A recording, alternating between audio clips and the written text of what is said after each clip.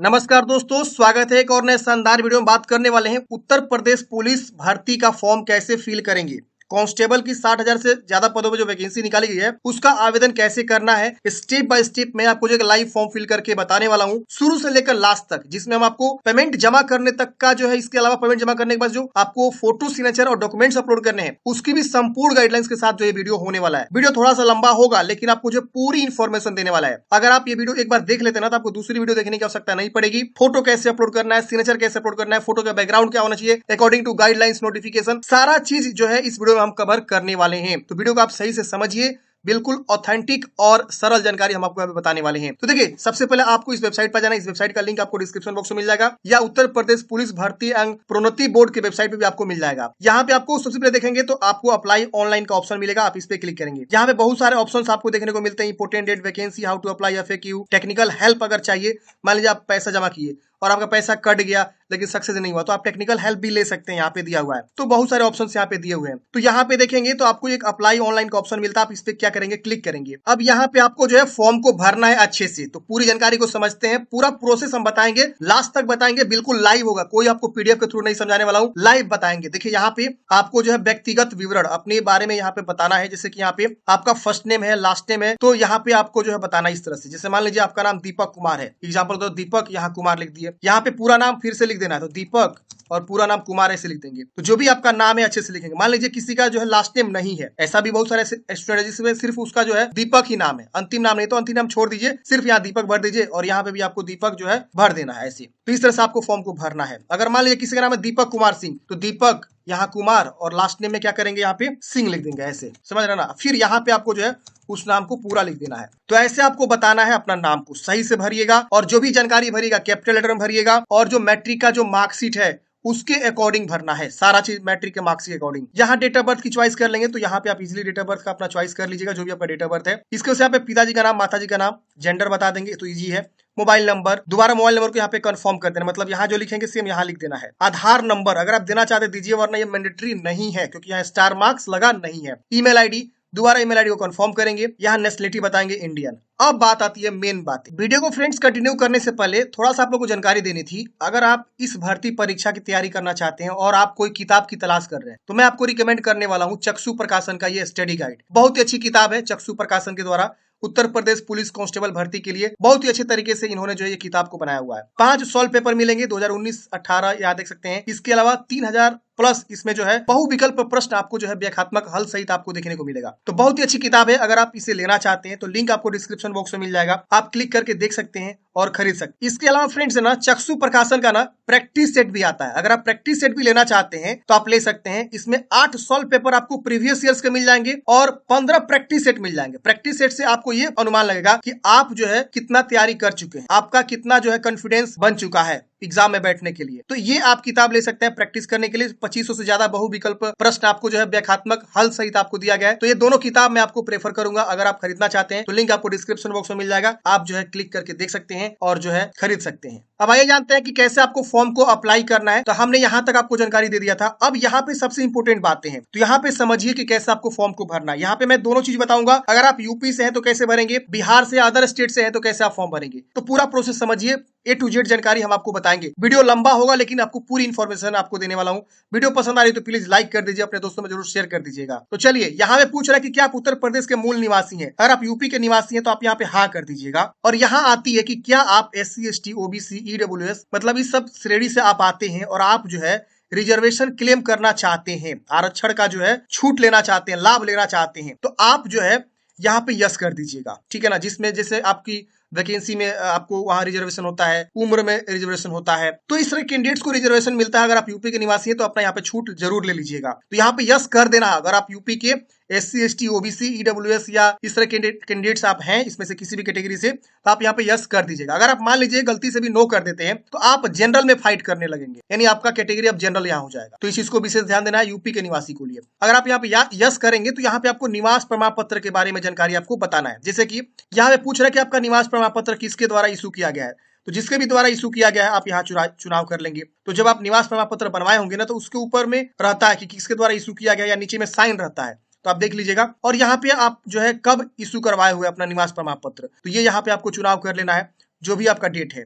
फिर यहाँ पे मूल निवास प्रमाण पत्र का जो सर्टिफिकेट नंबर होता है, serial number, certificate serial number, वो यहाँ लिख देंगे। और आपका जो है होम डिस्ट्रिक्ट क्या है, यूपी का अगर निवासी तो होम डिस्ट्रिक्ट होगा ना आपका, तो वो बता दीजिएगा।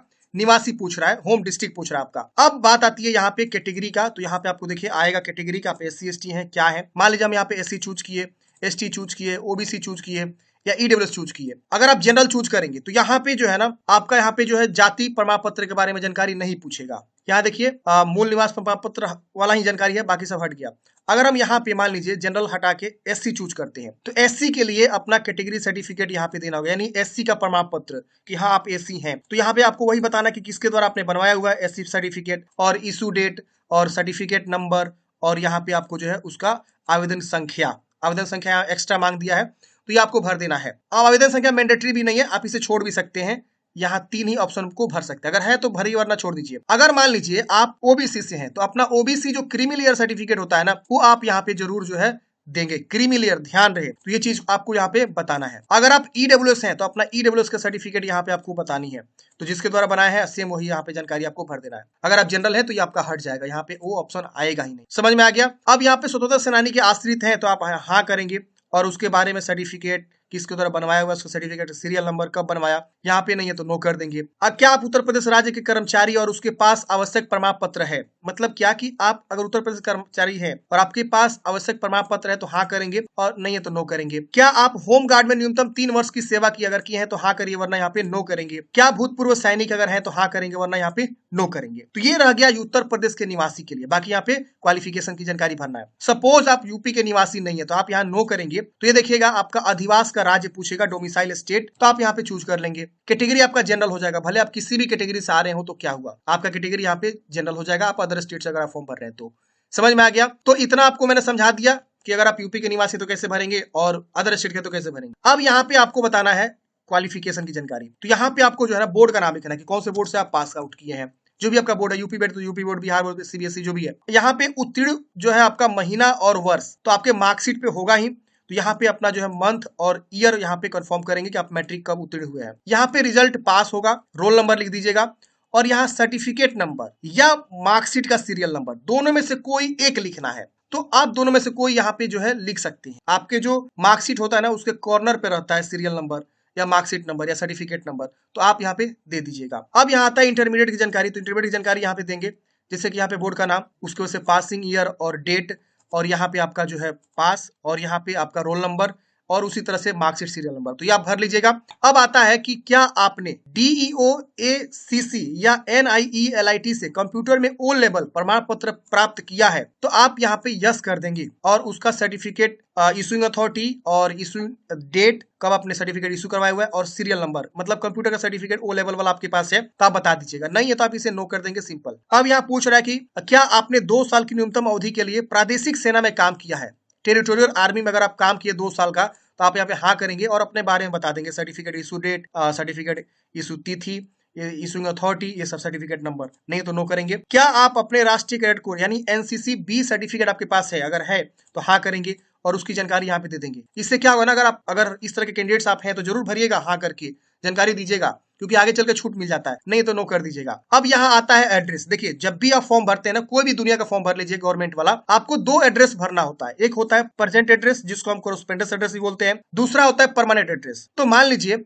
आपका अभी जो है, मान लीजिए आप आगरा में रह, तो आप यहाँ आगरा की जानकारी भर दीजिए, लेकिन आपका जो परमानेंट एड्रेस है वो देवरिया है या गोरखपुर है, तो यहाँ पे परमानेंट एड्रेस भर सकते हैं, इससे कोई दिक्कत नहीं होगा। आपका जो डॉक्यूमेंट्स वेरीफाई होगा ना, वो परमानेंट एड्रेस के थ्रू ही वेरीफाई होगा, इस चीज को विशेष ध्यान दीजिएगा। लेकिन अगर आपका दोनों एड्रेस सेम है तो आप यहाँ दोनों पे सेम लिख सकते हैं, कोई दिक्कत नहीं होने वाला। पहले इसको भर दीजिए और यहाँ सेम कर दीजिए, सेम कॉपी यहाँ पे हो जाएगा। अब एड्रेस कैसे भरना है समझिए। यहाँ पूछ रहा है लाइन 1 लाइन 2, तो यहाँ आप विलेज भर दीजिए, यहाँ पोस्ट भर दीजिए, यहाँ सिटी का नाम लिख दीजिए, तो आप यहाँ पे जो भी सिटी से बिलोंग करते हैं, या टाउन का नाम, ये भी आप यहाँ लिख सकते हैं। यहाँ राज्य चूज करेंगे, कौन से राज्य से आप बिलोंग करते हैं। इसके बाद से डिस्ट्रिक्ट आएगा, डिस्ट्रिक्ट चूज करेंगे, फिर आप पिन कोड लिखेंगे और यहाँ पे टिक करेंगे, इधर भी सेम कॉपी हो जाएगा। अगर अलग है तो आप इसको टिक मत करिएगा, अलग अलग दोनों में लिख सकते हैं। तो मोस्टली लोग का यहाँ पे सेम होता है, तो आप यहाँ सेम टिक करेंगे और यहाँ पे सबमिट एंड प्रीव्यू पे क्लिक करेंगे। प्रीव्यू करते हैं फ्रेंड्स, आपका यहाँ पे जो है प्रीव्यू शो होता है, मतलब ये कि आपने जो भी जानकारी यहाँ पे दिया है एक बार अच्छे से वेरीफाई कर लीजिए, जो भी आपने यहाँ पे जानकारी दिया है सब चीज सही है। अगर इसमें कुछ भी गलती है तो आप क्या करेंगे,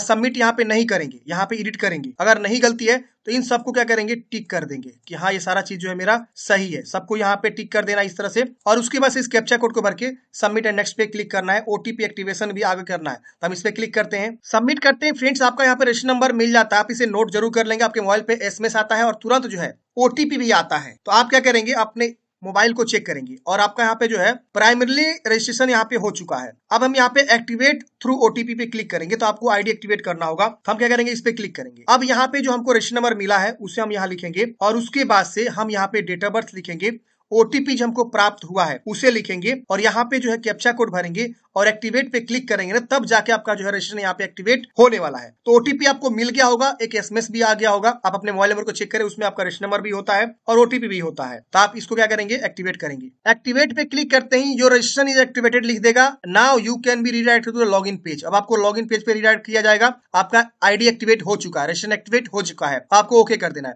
ओके करते हैं, अब आप लॉगिन पेज पे आ जाएंगे। यहाँ पे रजिस्ट्रेशन नंबर जो आपको डेट ऑफ बर्थ है वो डेट ऑफ बर्थ, और फिर इस कैप्चा कोड को यहाँ भरेंगे, जैसे यहाँ पे इमेज दिख रहा है। मेरे केस में R7JB दिख रहा है, तो आपके केस में कुछ और दिख सकता है, तो यहाँ लिखेंगे और लॉगिन करेंगे। लॉगिन करते हैं फ्रेंड्स, यहाँ पे आपका जो है लॉगिन हो जाते हैं और सबसे पहले आपको दूसरे स्टेज में ही फी जमा करनी है। तो आपको यहाँ देखिए पे नाउ का ऑप्शन मिलेगा, लॉग आउट का ऑप्शन है, तो आप यहाँ पे पे नाउ पे क्लिक करेंगे। अगले स्टेप में आपको ये पेमेंट गेटवे पे लेकर आएगा। यहाँ पे आपको बहुत सारे ऑप्शन मिलेंगे पेमेंट जमा करने के। जैसे फ्रेंड्स यहाँ पे देख सकते हैं मेरे केस में यहाँ पे नेट बैंकिंग है, यूपीआई का भी ऑप्शन है। तो आप यहाँ पे जो है ना नेट बैंकिंग के थ्रू करना चाहते हैं तो एसबीआई का ये वाला ऑप्शन है, और यहाँ पे अदर बैंक का भी कोई आपके पास नेट बैंकिंग है तो उसके थ्रू भी आप यहाँ पे कर सकते हैं। अगर आपके पास यूपीआई है तो आप यूपीआई के थ्रू भी यहाँ पे आप कर सकते हैं पेमेंट को जमा। तो मैं यहाँ पे क्या करूंगा, एक ऑप्शन को चूज करूंगा। यहाँ पे अभी जो है कार्ड का ऑप्शन जो है एक्टिवेट नहीं किया गया है, तो अभी मेरे केस में यहाँ पे अभी जो है दो ही ऑप्शन मिल रहा है, नेट बैंकिंग या यूपीआई। तो आप दोनों में से किसी माध्यम से क्या करेंगे, पेमेंट को जमा करेंगे। तो फ्रेंड्स हमने यहाँ पे जो है यूपीआई के थ्रू जो है पेमेंट कर दिया है। यूपीआई आईडी वेरीफाई करके, आपके पास कोई भी यूपीआई आईडी होगा ना, वहां लिख के जो है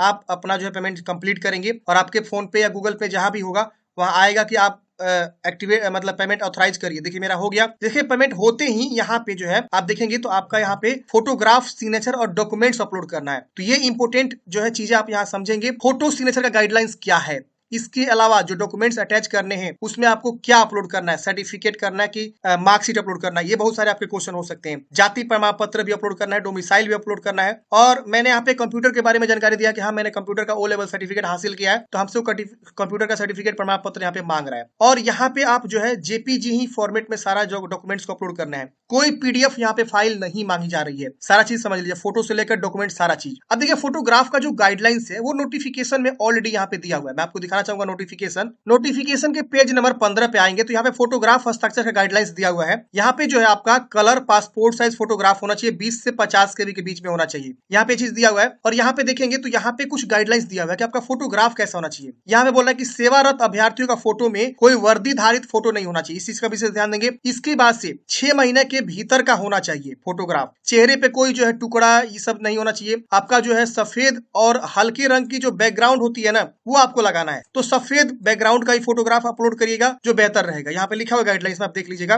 और ये सारा चीज आप देखिए, बोला गया चश्मा पहनने की स्थिति में आंखें साफ दिखनी चाहिए और फोटो में टोपी, मफलर आदि धारण नहीं करना चाहिए। तो ये आपका गाइडलाइंस है। सिग्नेचर यहाँ पे बोला गया कि सिग्नेचर आपका जो है ना काली स्याही से आपको करके जो है अपलोड करना है, जो इसका यहाँ पे साइज 5 से 20 केबी के बीच बोला गया है। तो ये आपके गाइडलाइंस है, इसी गाइडलाइंस में आप यहाँ पे अपलोड करेंगे तो आपके लिए बेहतर रहेगा। अपलोड करने के तो कुछ भी कर सकते हैं, फॉर्म एक्सेप्ट हो जाएगा, लेकिन आगे चल क्या पता रिजेक्ट भी हो सकता है। तो इसीलिए गाइडलाइंस जो दिया है उसके अकॉर्डिंग आप चलेंगे तो बेहतर रहेगा। तो चलिए यहाँ पे चूज करेंगे और अपलोड पे क्लिक करेंगे, अपलोड हो जाएगा। 20 से 50 केबी साइज होना चाहिए। इसी तरह से सिग्नेचर को भी चूज करेंगे, अपलोड पे क्लिक करेंगे, अपलोड यहाँ पे हो जाएगा। यहाँ पे 10वीं क्लास का जो है ना सर्टिफिकेट अपलोड करना है, तो सर्टिफिकेट को यहाँ पे क्या करेंगे, चूज करेंगे। 20 से 100 केबी के बीच होना चाहिए, जेपीजी में होना चाहिए, पीएनजी भी चल जाएगा। यहाँ पे 12वीं क्लास का सर्टिफिकेट अपलोड करना है, मार्कशीट नहीं सर्टिफिकेट यहाँ बोला गया है। तो जो भी आपका सर्टिफिकेट यहाँ पे चूज करेंगे अपलोड हो जाएगा। अपलोड पे क्लिक करना होगा, चूज करके अपलोड पे क्लिक करना होगा। अब यहाँ पे अपना जो है जाति प्रमाण पत्र, तो अगर आप जनरल को छोड़ के SC, ST, EWS या जो भी कैटेगरी से आप आते हैं तो अपना जाति प्रमाण पत्र यहाँ पे क्या करेंगे, अपलोड करेंगे। एक चीज विशेष ध्यान दीजिएगा, नोटिफिकेशन में चीज लिखा हुआ है, अगर आप OBC सर्टिफिकेट बनवाए हैं या ईडब्ल्यू सर्टिफिकेट बनवाए हैं तो करंट सेशन का होना चाहिए 1 अप्रैल 2023 के बाद का आपका जो ओबीसी नॉन क्रिमिनल सर्टिफिकेट होना चाहिए या ईडब्ल्यू सर्टिफिकेट होना चाहिए। ये नोटिफिकेशन में लिखा हुआ है, अगर मुझे मिल जाता है तो हम यहाँ पे स्क्रीनशॉट लगा देंगे। अब यहाँ पे निवास प्रमाण पत्र आपका पुराना भी चल जाएगा, ऐसा कोई टर्म कंडीशन जो है निवास के बारे में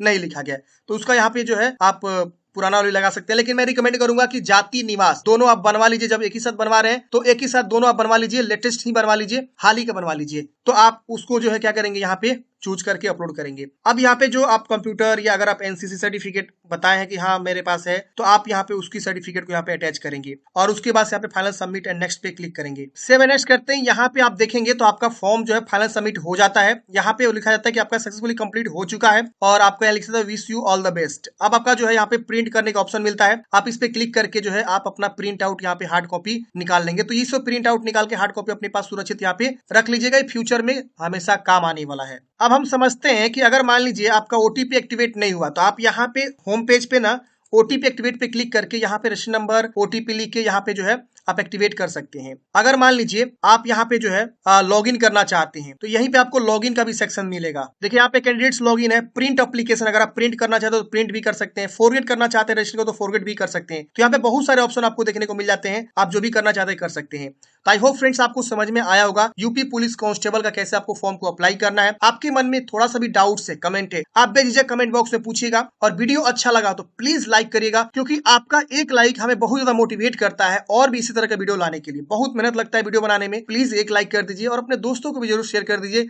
कि भाई इनका वीडियो देखिए और समझिए कैसे आपको फॉर्म को अप्लाई करना है। फॉर्म भरने से पहले सभी कंडीशन को, सभी नोटिफिकेशन को जरूर पढ़ लीजिएगा। मिलते हैं किसी नेक्स्ट वीडियो में। जय हिंद।